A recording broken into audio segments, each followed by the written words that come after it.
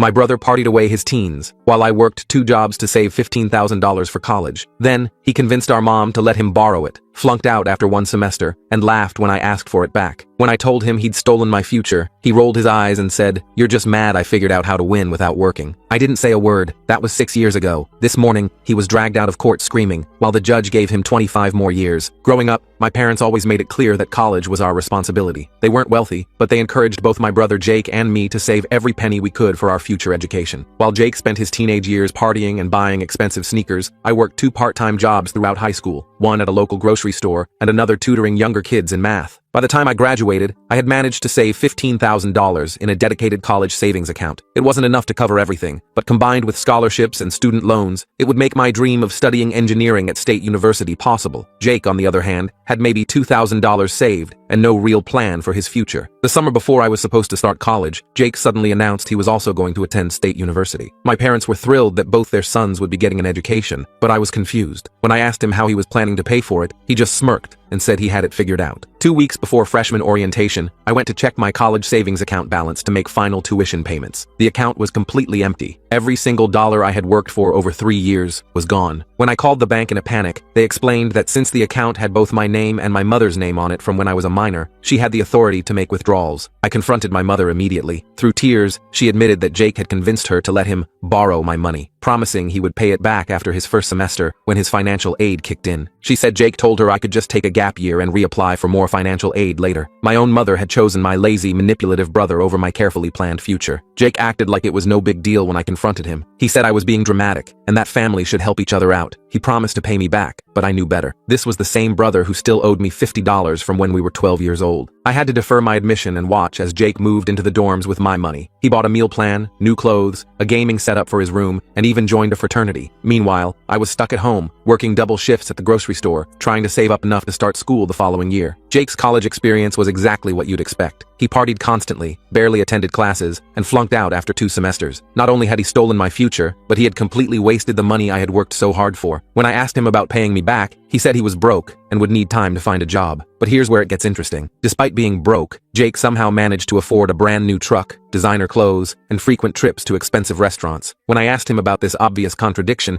he claimed he was doing freelance consulting work and getting paid in cash. I became suspicious and started paying closer attention to his lifestyle. Jake was living way beyond what any legitimate entry-level job could support, especially for someone with no degree and a terrible work ethic. He was always vague about his work, never had a consistent schedule, and seemed to have large amounts of cash but no official pay stub or tax documents. After months of watching him flaunt wealth while refusing to pay back a cent of what he owed me, I decided to do some investigating. I discovered that Jake was running an under-the-table car flipping business. He would buy damaged cars at auctions, do cheap cosmetic repairs to hide major mechanical issues, and sell them to unsuspecting buyers for huge profits. He was making thousands of dollars per month and reporting absolutely none of it to the IRS. I spent weeks documenting everything I could find. I took photos of the cars in various stages of repair in our garage, saved screenshots of his social media posts bragging about his deals, and even recorded a conversation where he admitted to selling a car with a cracked engine block to a single mother, knowing it would break down within months. The final straw came when I graduated from community college 2 years later and was finally ready to transfer to State University. I asked Jake one last time about paying me back, and he laughed in my face. He said I needed to get over it and stop being such a baby about money. That's when I compiled everything I had gathered about his illegal business activities into a detailed report and sent it directly to the IRS. I included dates, amounts, photographs, and even provided them with the contact information of several people who had purchased cars from him. 3 months later, Jake received a letter from the IRS informing him that he was being audited for the past 3 years. The investigation revealed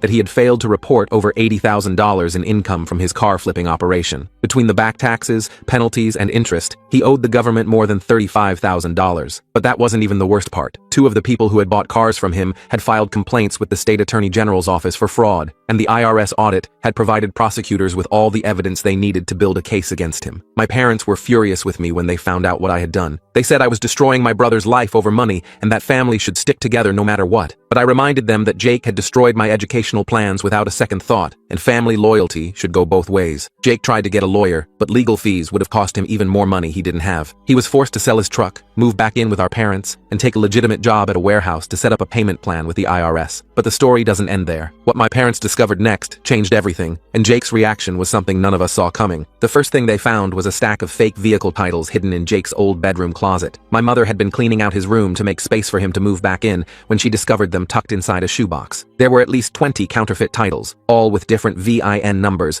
but similar formatting errors that made it clear they were forgeries. My father called me immediately, his voice shaking. He wanted to know if I knew about this when I reported Jake to the IRS. I told him honestly that I had suspected something was off with his paperwork, but hadn't found concrete evidence of forgery. This was a whole new level of illegal activity that went beyond simple tax evasion. Jake's reaction when confronted was explosive. He stormed into the house, grabbed the box of fake titles from my mother's hands, and tried to run back to his car. My father, who had never laid a hand on either of us growing up, physically blocked the doorway. Jake shoved him hard enough that Dad stumbled backward into the wall. That's when something shifted in my parents' perspective. Seeing Jake willing to physically push past his own father to hide evidence finally opened their eyes to who he had become. My mother started crying, not the manipulative tears Jake often used to get his way, but genuine heartbreak at realizing her son was a criminal. Jake tried damage control immediately. He claimed the titles were just practice documents from when he was learning about car sales. Nobody believed him. The quality of the forgeries, the specific VIN numbers that matched cars he had sold, and his violent reaction to their discovery made his guilt obvious. Over the next few days, more disturbing details emerged. My father found a second phone hidden in the garage, filled with text messages from angry customers whose cars had broken down. Some messages included threats of legal action, others just desperate pleas for help with repair costs. Jake had been ignoring them all, using the burner phone to keep his main number clean. I discovered something even worse when I helped my mother go through old bank statements. There were several large cash deposits made into her account over the past year, always just under the $10,000 reporting threshold. Jake had been using our mother's bank account to launder some of his profits, making her an unwitting accomplice to his crimes. When we confronted Jake about using Mom's account, he tried to flip the narrative. He accused me of being jealous of his success, claimed I was trying to destroy the family out of spite. He even suggested that I had planted the fake titles to make him look worse. His desperation was showing, and his usual manipulation tactics were failing. The situation escalated when one of Jake's victims showed up at our house. The single mother I had mentioned in my IRS report had tracked down our address after her car's engine seized completely. She brought her 2 young children with her, explaining tearfully that she had spent her entire savings on that car and now couldn't get to work. Jake hid in his room while my parents dealt with the distraught woman. My mother gave her $500 from her own savings to help with immediate expenses, and my father offered to look at the car for free. The woman's gratitude mixed with her obvious desperation hit my parents hard. This wasn't just about money anymore. Jake had been destroying people's lives. That night, my parents made a decision that shocked everyone. They gave Jake an ultimatum. Either he would turn himself in to the authorities and take responsibility for his crimes, or they would do it for him. They set a deadline of 1 week for him to make arrangements. Jake's response was to disappear. He packed what he could fit in a friend's car and left in the middle of the night, leaving only a note that blamed me for ruining his life. My parents were devastated, but I think part of them was also relieved. The son they thought they knew had been gone for a long time. 2 days later, Jake made a critical mistake. He logged into his social media accounts from wherever he was hiding and posted a long rant about how his family had betrayed him. He included enough details about his car flipping operation that several of his victims saw the post and started sharing it. Within hours, it had been screenshotted and sent to local law enforcement. The post also caught the attention of a legitimate used car dealer who recognized some of the vehicles Jake had sold. This dealer had been wondering why several cars with suspicious histories had been showing up at his shop for major repairs. He contacted the police and offered to help identify more victims. Meanwhile, I was dealing with my own challenges. Some of Jake's friends blamed me for his downfall and started harassing me at work. They would come into the grocery store where I worked and knock products off shelves or stand outside during my shifts shouting insults. My manager had to ban several of them from the store. The harassment escalated when someone slashed my tires in the employee parking lot. Security footage showed one of Jake's fraternity brothers doing it, and he was arrested for vandalism. This led to an interesting discovery. The fraternity was investigating Jake for stealing from their treasury during his brief time as a member. As more people came forward with complaints about Jake, a pattern emerged. He had been scamming people long before the car flipping business. Former classmates revealed he had sold them fake concert tickets, borrowed textbooks he never returned, and even taken deposits for tutoring sessions he never showed up for. My parents aged years in those few weeks. They attended support groups for families of criminals, trying to understand where they had gone wrong. The truth was, they hadn't done anything wrong. Jake had simply chosen to take advantage of everyone who trusted him, starting with his own family. 3 weeks after Jake disappeared, he made another mistake. He tried to sell another car using one of his fake titles, but the buyer was suspicious and had a mechanic inspect it first. The mechanic recognized it as one of the vehicles that had been featured in the viral social media posts about Jake's scams. The buyer pretended to go along with the sale and arranged to meet Jake at a public location to complete the transaction. Instead of bringing cash, he brought the police. Jake was arrested on multiple charges including fraud, forgery, and identity theft for using false names on the titles. When the police searched Jake's motel room, they found evidence of even more crimes. He had been creating fake employment verification documents to help people get car loans they couldn't afford, taking a cut of whatever they could borrow. He had also been selling the personal information of his customers to other scammers. My parents refused to bail him out. This was perhaps the hardest decision they ever made, but they recognized that protecting Jake from consequences had enabled him to hurt more people. They offered to pay for a lawyer if he would plead guilty and accept responsibility, but Jake refused. Instead,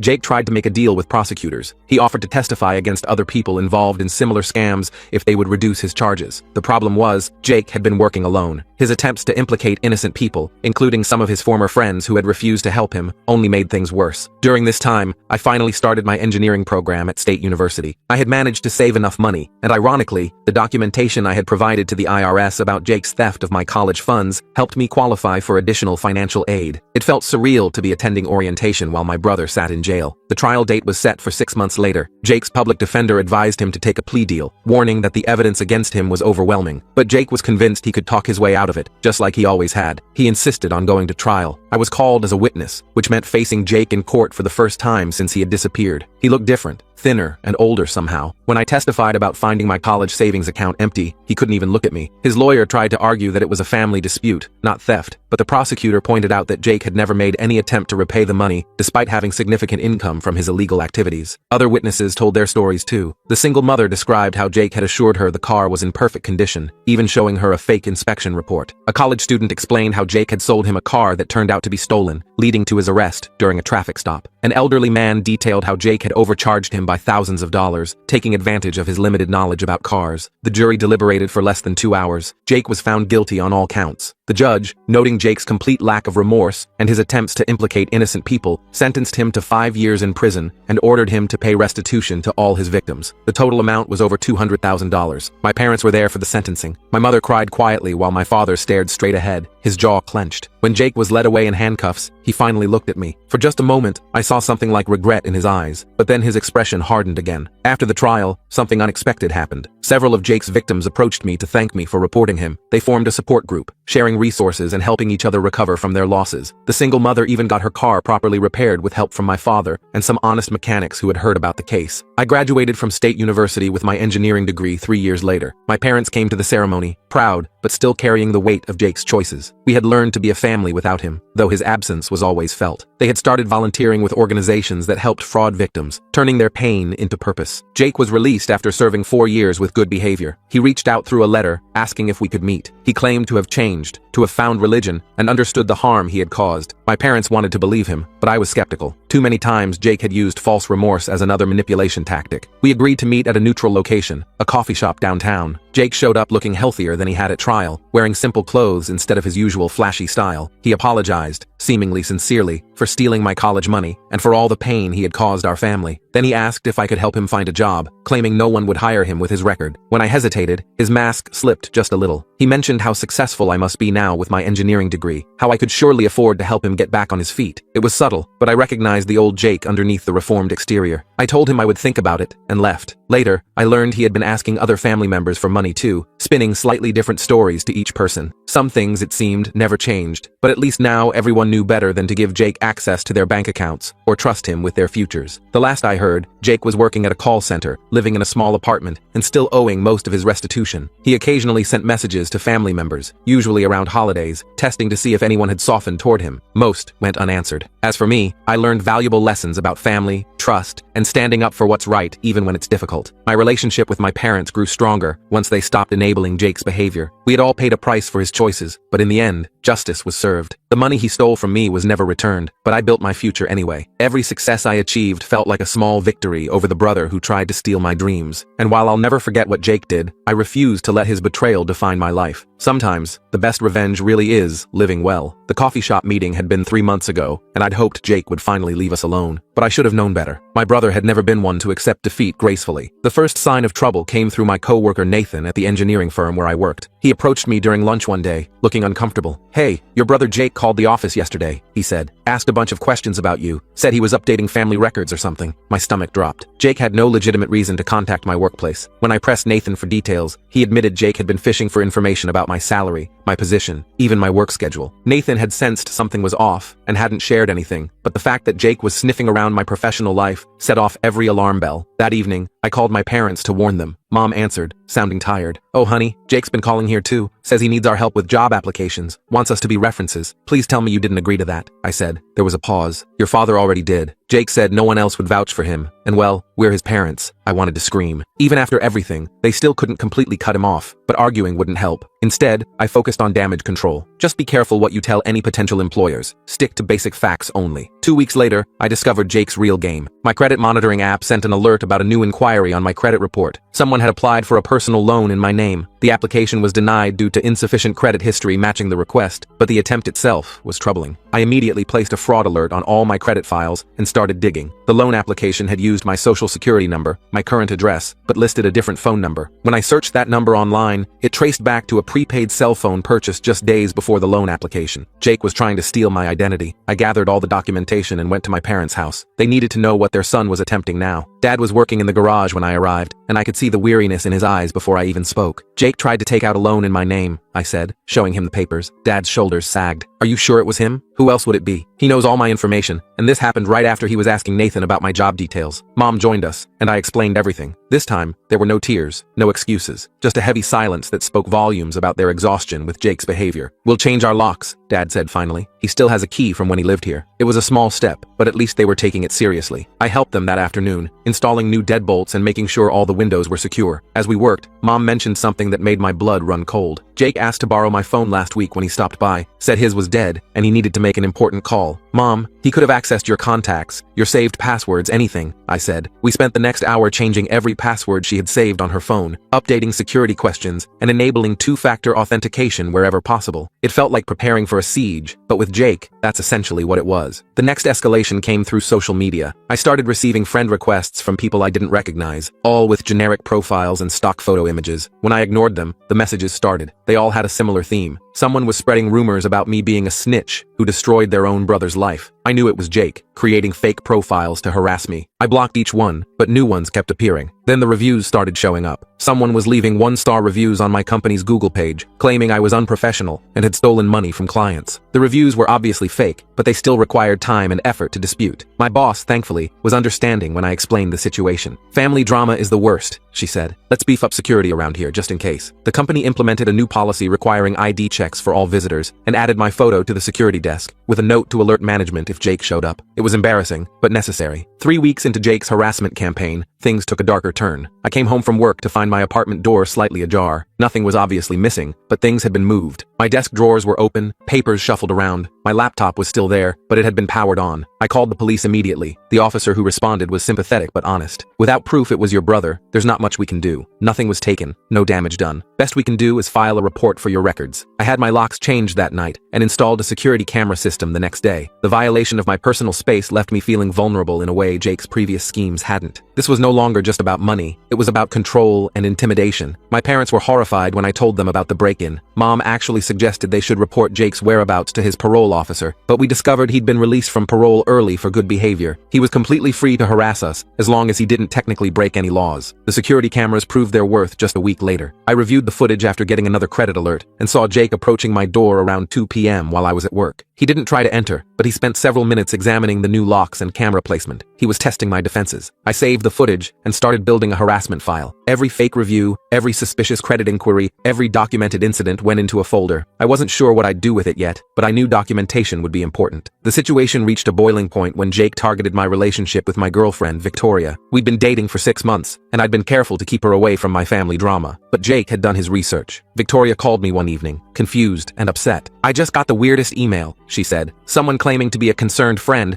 sent me a bunch of stuff about you being under investigation for fraud." My heart sank. Jake had found her work email and was trying to sabotage my relationship. The email included twisted versions of real events, making it sound like I was the one who'd been running scams and had framed my innocent brother. I spent 2 hours explaining the whole saga to Victoria, showing her my documentation, even pulling up the news articles about Jake's trial. She believed me, but the fact that she'd been dragged into this made me furious. "He's escalating because he's desperate," Victoria observed. "What does he actually want?" It was a good question. Jake's endgame wasn't clear. He couldn't seriously think harassment would make me give him money or help him get a job. This felt more like revenge, pure and simple. I decided to be proactive. I contacted a lawyer about getting a restraining order. The consultation was eye-opening. Harassment cases between family members are tricky, the lawyer explained. You need to show a clear pattern of behavior that makes you fear for your safety. I showed her my documentation folder. She reviewed it carefully, nodding at some parts, frowning at others. This is good, but we need more direct evidence. The break-in is concerning, but without proof it was him. So I just have to wait until he does something worse? I asked. Unfortunately, that's often how these cases go. Keep documenting everything. The moment he makes any kind of threat or you can prove he's behind the harassment, we'll have a stronger case. I left the lawyer's office frustrated but determined. If Jake wanted to play a long game, I could play one too. I hired a private investigator, someone recommended by the lawyer who specialized in family disputes. The PI, a former cop named Catherine, was straightforward. I'll surveil him for a week, see what he's up to. Often people like this are running multiple schemes. If we can catch him in something else, it might give you leverage. While Catherine worked, I focused on protecting myself and my family. I helped my parents upgrade their home security, taught mom how to spot phishing emails, and made sure dad understood not to give out any information about me to anyone, even if they claimed to be from my company. Catherine's report came back with interesting information. Jake wasn't just harassing me, he was running a new scam. He'd partnered with someone he met in prison to run a fake charity. They were collecting donations for reformed criminals seeking education, but the money went straight into their pockets. It's small time compared to his previous operations, Catherine explained, but it's definitely fraud. He's using fake testimonials, made-up success stories. I've got photos of him picking up cash from donation boxes they've placed in local businesses. This was exactly what I needed, not for a restraining order, but for something better. Jake was violating the terms of his restitution agreement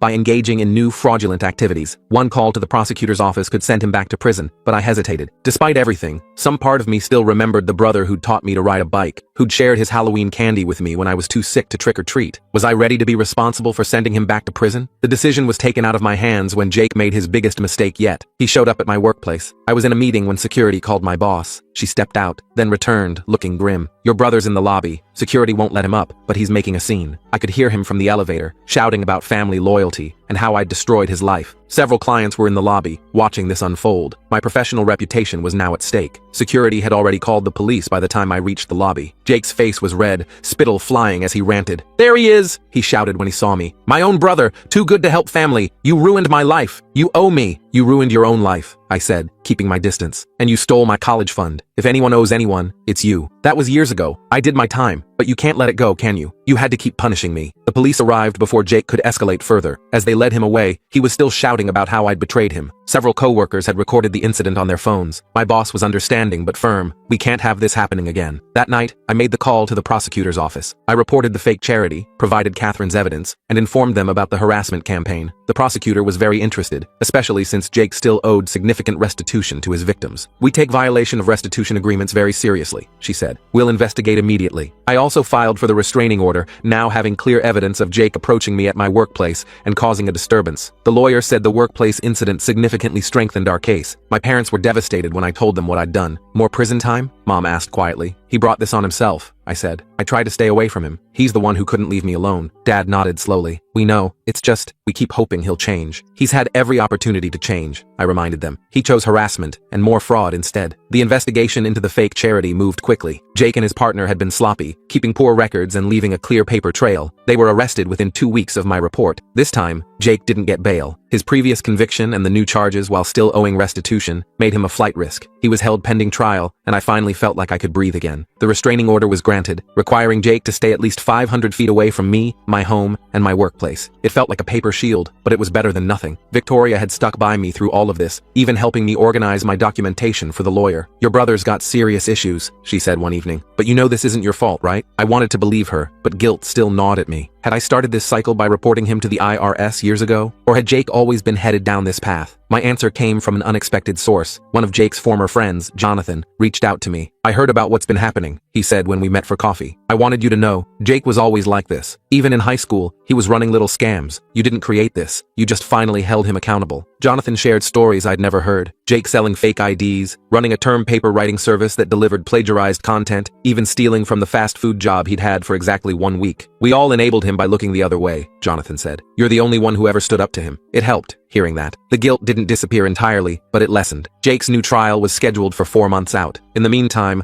life slowly returned to normal. The fake reviews stopped, the harassment ceased, and I could focus on my work and relationship without constantly looking over my shoulder. My parents started attending therapy to deal with their complicated feelings about Jake. The therapist helped them understand the difference between loving their son and enabling his behavior. It was painful growth, but necessary. 3 months into Jake's incarceration awaiting trial, we received a letter from him. It was addressed to all of us, parents and me. I was hesitant to open it, but curiosity won. The letter was classic Jake. He started with apologies, transitioned to justifications, and ended with subtle requests for commissary money. He claimed he'd been forced into the fake charity by his partner, that the harassment had been misunderstood attempts to reconnect, and that if we would just drop the charges, he promised to leave us alone forever. Same old Jake, Dad said, shaking his head. Can't even write a letter without trying to manipulate us. We didn't respond. The prosecutor had advised against any contact, and honestly, there was nothing left to say. Jake had made his choices repeatedly, consistently choosing deception over honesty, crime over legitimate work. The fake charity trial was swift. With Catherine's evidence and documentation from several businesses where they'd placed donation boxes, conviction was almost certain. Jake's partner tried to pin everything on Jake, while Jake tried to minimize his involvement. Neither strategy worked. Jake was convicted of fraud and violation of his restitution agreement. The judge, noting his pattern of behavior and failure to learn from previous incarceration, sentenced him to an additional 7 years. He would serve this consecutively, with any remaining obligations from his original sentence. When the sentence was read, Jake looked directly at me. There was no remorse in his eyes, only rage. As court officers led him away, he mouthed words I couldn't hear, but whose meaning was clear. This wasn't over for him, but it was over for me. I'd protected myself, my family, and my future from someone who'd shown repeatedly that he valued his schemes over our relationship. The brother I'd once known was gone, if he'd ever really existed at all. After the trial, my parents and I went to dinner at a quiet restaurant. We didn't talk about Jake at first, focusing instead on my work, their garden, anything but the elephant in the room. Finally, Mom broke the silence. We've decided to write him out of the will, she said quietly. Our lawyer is drawing up the papers. It was a huge step for them, an acknowledgement that Jake couldn't be trusted even after they were gone. I reached across the table and squeezed both their hands. You're doing the right thing, I said. We know, Dad replied. Doesn't make it easier. As we left the restaurant, I felt a weight lifting. Jake was where he needed to be, my parents were finally setting boundaries, and I had my life back. The money he'd stolen was never recovered, but I'd gained something more valuable, the knowledge that I could stand up for myself, even against family. Victoria and I moved in together 6 months later. At our housewarming party, surrounded by friends and family, -1, I realized Jake had inadvertently given me a gift. His betrayal had taught me to value trustworthy people, to set boundaries, and to never let anyone, regardless of blood relation, destroy what I'd worked for. The last update I received about Jake came from the prosecutor's office. He'd been transferred to a facility 3 states away after getting into conflicts with other inmates. He was no longer our problem, just another number in the system he'd put himself into. My parents sold his remaining belongings, donating the proceeds to legitimate charities that helped crime victims. It felt like appropriate closure, turning his possessions into something positive for people he'd hurt. I still have the security cameras at my apartment, though I rarely check them now. The restraining order sits in my filing cabinet, hopefully never to be needed again. These reminders of a dark chapter serve as protection, but also as proof of resilience. Life moved forward. I got promoted at work, my relationship with Victoria grew stronger, and my parents found peace in their new boundaries. We learned to be a family of 3, occasionally acknowledging the absent fourth, but no longer defined by his chaos. The best revenge truly was living well, building the life I'd always planned, despite Jake's attempts to derail it. Every success felt earned twice over, once for the achievement itself, and once for overcoming the obstacles he'd placed in my path. The restraining order turned out to be just a piece of paper, exactly as I'd feared. 2 months after Jake's sentencing, I started noticing things again. Small things at first. My mailbox would be open when I came home. Packages would disappear from my doorstep,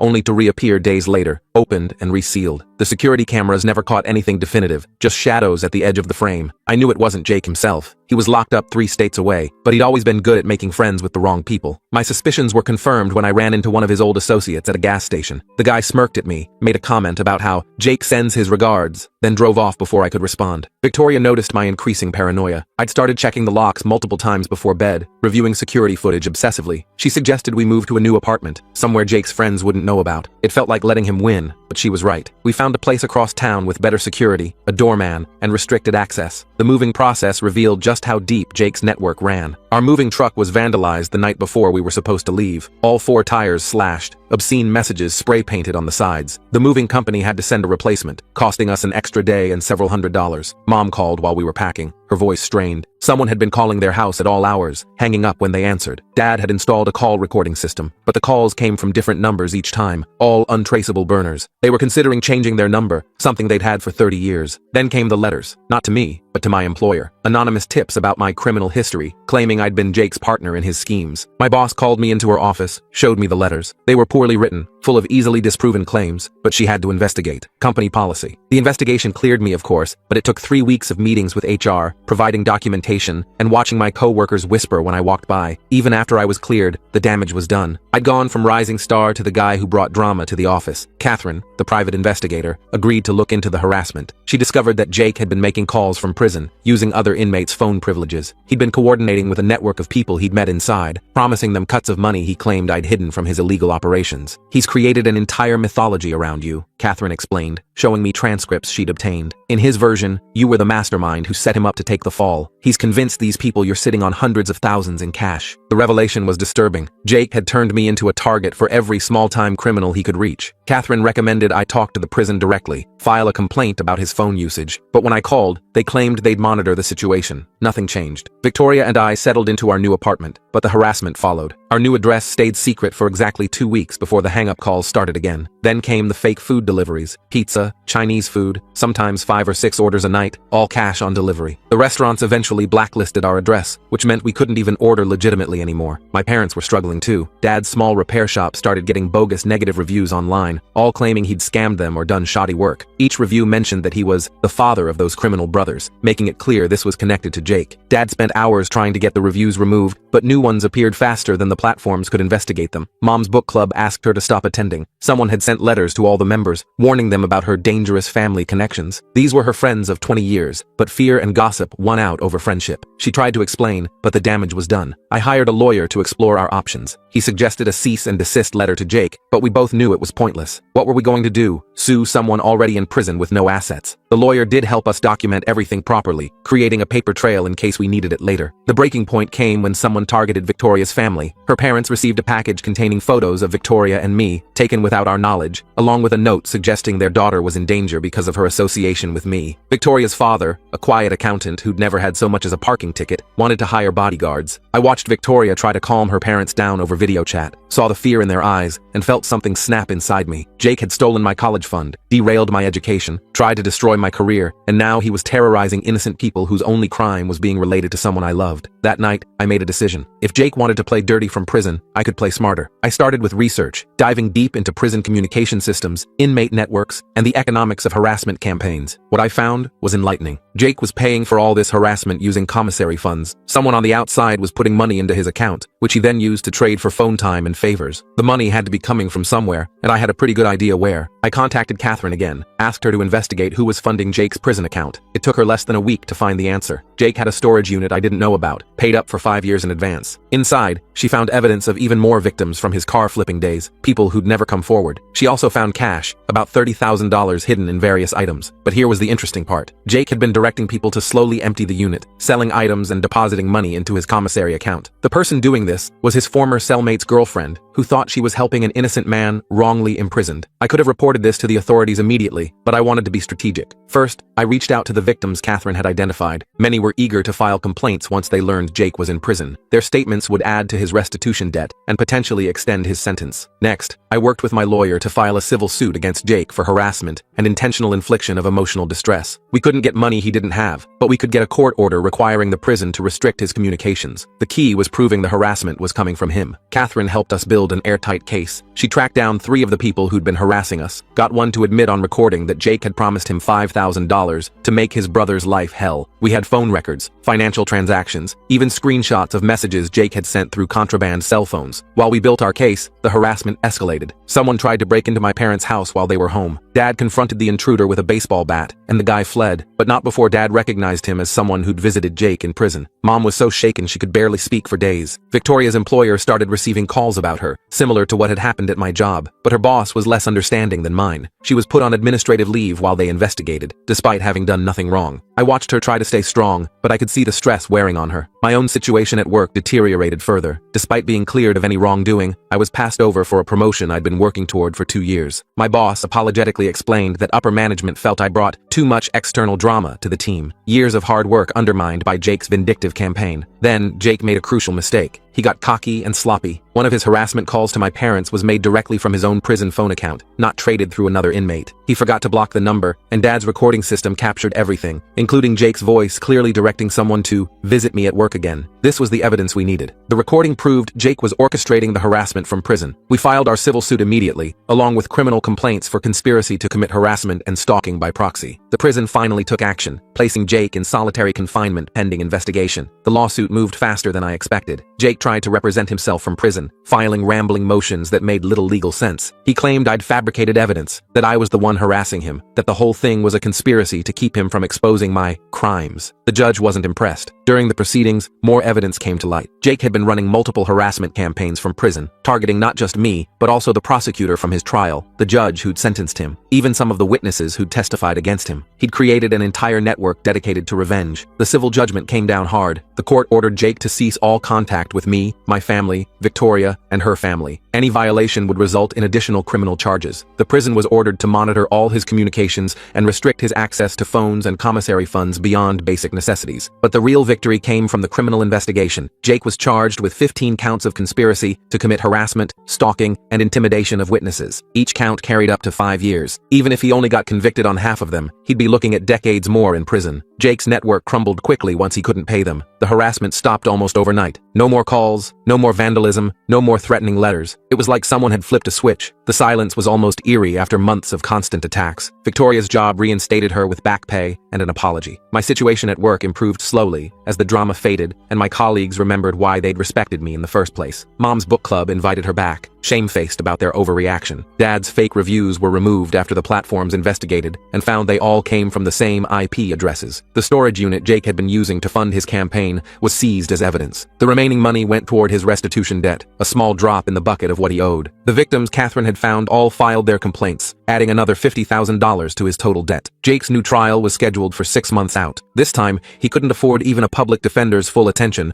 as he'd been classified as a vexatious litigant for his numerous frivolous filings. He was assigned a young lawyer fresh out of law school who advised him to plead guilty and hope for mercy. But Jake couldn't help himself. Even facing decades in prison, he tried one last manipulation. He sent a letter to our parents, claiming he had terminal cancer and wanted to reconcile before he died. It might have worked 5 years ago, but we'd all learned better. Dad called the prison medical unit directly. Jake was perfectly healthy. The guilty verdict was inevitable. The evidence was overwhelming, and Jake's behavior during trial, interrupting witnesses, making threats from the defendant's table, only hurt his case. The judge sentenced him to an additional 25 years, to be served consecutively with his existing sentence. When the sentence was read, Jake finally broke. Not with remorse, but with rage. He screamed threats at me, at the judge, at everyone in the courtroom. He had to be physically dragged out, still shouting about how we'd all pay, how he'd never stop coming after us. But this time, I wasn't afraid. Jake had played every card he had, used every resource available to him, and lost. He'd be in his 70s before he had another chance at freedom, and that was assuming he didn't find new ways to extend his sentence from inside. The next few months were about rebuilding. Victoria and I stayed in our new apartment, slowly making it feel like home instead of a hiding place. My parents repaired the damage to their reputation in the community. I focused on my work, eventually earning that promotion I'd missed out on. We all attended therapy, separately and together. The therapist helped us process not just the recent harassment, but years of Jake's manipulations. It was painful work, examining how we'd enabled him for so long, how we'd missed or ignored the warning signs. A year after Jake's final sentencing, I received a letter from one of his early victims. She thanked me for standing up to him, for ensuring he couldn't hurt anyone else. She'd used the restitution money to help pay for her daughter's education. It wasn't much, but it was something positive born from Jake's destruction. My parents downsized their house, using the extra money to travel, something they'd always dreamed of but never done. They sent postcards from places they'd only seen in magazines. Jake was never mentioned in their messages, but I knew they were finally living for themselves instead of managing his chaos. Victoria and I got engaged on a quiet Saturday morning. No grand gesture, just a simple question over coffee. We'd been through enough drama to last a lifetime. Our wedding was small, family and close friends only. Jake's absence wasn't mentioned, but it was felt, a reminder of how much peace we'd gained. I sometimes wonder what Jake thinks about in his cell. Does he recognize that every consequence he faces stems from his own choices? Or does he still see himself as the victim, betrayed by a brother who refused to enable his crimes? I'll never know, and honestly, I don't care anymore. The money he stole from me was never recovered, but I built my life anyway. Every milestone, my degree, my career, my relationship, was achieved despite his attempts to derail me. In trying to destroy my future, he'd only destroyed his own. My parents are in their 60s now, finally free to enjoy their retirement without Jake's chaos. They volunteer at a local literacy center, helping adults learn to read. It's their way of giving back, of creating something positive in the world. Victoria and I bought a house last year, in a neighborhood where no one knows our history. We have normal problems now, arguing about paint colors, dealing with a leaky roof, figuring out how to keep the garden alive. Beautiful, ordinary problems that have nothing to do with prison calls or harassment campaigns. Success isn't about the money Jake stole or the years of education he delayed. It's about building a life surrounded by people who value honesty, who contribute rather than take, who build rather than destroy. It's about learning that family isn't just blood, it's the people who stand by you when standing by you is hard. Jake will be eligible for parole in 2048. He'll be 73 years old, having spent more of his life in prison than out of it. I don't know if I'll attend the hearing. Part of me hopes he finds redemption, learns to live honestly, but I won't hold my breath, and I won't wait around to find out. The best revenge truly is living well, not to spite someone, but because you deserve a good life regardless of what others try to take from you. Jake taught me that, though I doubt he meant to. He showed me exactly who I didn't want to be, and in doing so, helped me become exactly who I am. My engineering firm is working on a project to make buildings more energy efficient. It's complex work that requires precision, honesty, and collaboration. Everything Jake never valued. Every successful project feels like proof that his way of living was the aberration, not the norm. Victoria's pregnant now. We're having a daughter. Sometimes I think about what we'll tell her about Uncle Jake, the family member she'll never meet. Maybe we'll simply say that some people make choices that take them out of our lives, and that's okay. We can love someone's memory while protecting ourselves from their reality. The nursery is painted soft yellow, filled with books and toys from friends and family. My parents are over the moon about becoming grandparents. They've already started a college fund for her, in a trust this time, with multiple safeguards. We've all learned our lessons about financial security. Life moves forward. Work presentations, dinner with friends, weekend trips to the farmer's market. Normal, peaceful, drama-free life. The security cameras are still installed, but I rarely check them now. The restraining order sits in a filing cabinet, unnecessary, but kept just in case. Sometimes I drive past the grocery store where I worked all those years ago, saving for a college dream that got delayed but never destroyed. The manager who helped me through Jake's harassment still works there. We wave when we see each other, a silent acknowledgement of shared history. My story isn't unique. Plenty of people have family members who choose crime over connection, who value schemes over relationships. But each story matters because each person matters. Each choice to stand up against manipulation makes the world a little bit safer, a little bit more just. The money Jake stole was $15,000. The cost of his choices, his freedom, his family, his future. I got the better end of that deal, even if it took years to see it. He's behind bars, and I'm living the life I always planned, just on a different timeline. Victoria just felt the baby kick for the first time. My parents are planning their next trip, this time to Alaska. My promotion came with a raise that finally let us pay off the last of my student loans. Life is good, not perfect, but good, and that's enough, more than enough.